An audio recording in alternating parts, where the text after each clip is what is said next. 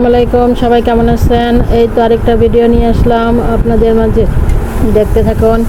আজকে আমরা পাঙ্গাস মাছ ভেজে তারপরে এগুলিকে ভুনা করতেছি। এই যে দেখেন, মাছ আগে মশলাটা কষায় নিয়েছিলাম, তারপরে ভাজা মাছটা দিয়ে দিলাম।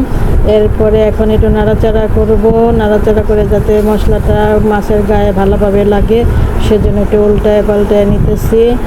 আর এইভাবে মাছ রান্না করলে অনেক মজা হয়। মাছটাকে একটু বেশি কড়া করে মাছ ভাজবেন। পাঙ্গাস মাছ এমনিতে একটু না ভাজলে মজা লাগে না, তাই হলুদ মরিচ দিয়া লবণ দিয়া খালি একটু ভাজা ভাজা করছি। তারপরে এখন মশলাটা কষায় সুন্দর করে তারপরে এর মধ্যে মাছটা ছেড়ে দিছি। এরপরে এখন পানি দিয়ে দিব, পানি দিয়ে একটু জাল করব, তারপরে একটু জিরার গুঁড়া দিব, তারপরে নামিয়ে ফেলবো।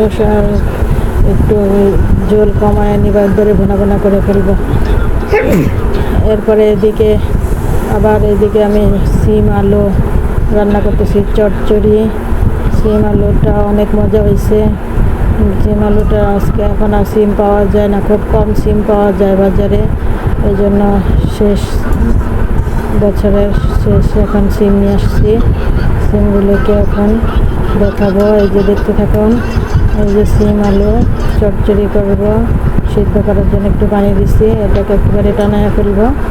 এই তো আমার সিম আলু চচ্চড়ি আজকে দুপুরের খাবার। আর একটু মাংস আছে, পোলাপানি তো আর মাছ খাবে না, চচ্চড়িও খেতে চায় না, এই জন্য মাংস। এই যে এখানে একটু নাড়াচাড়া করে দিলাম। এখন এরপরে যে দেখেন মাছটা বোনা হয়ে গেছে আমার ফাইনালি। এরকম একটু আরেকটু না হলে চলবে, ঠিক আছে, এখানে নামাই ফেলবো।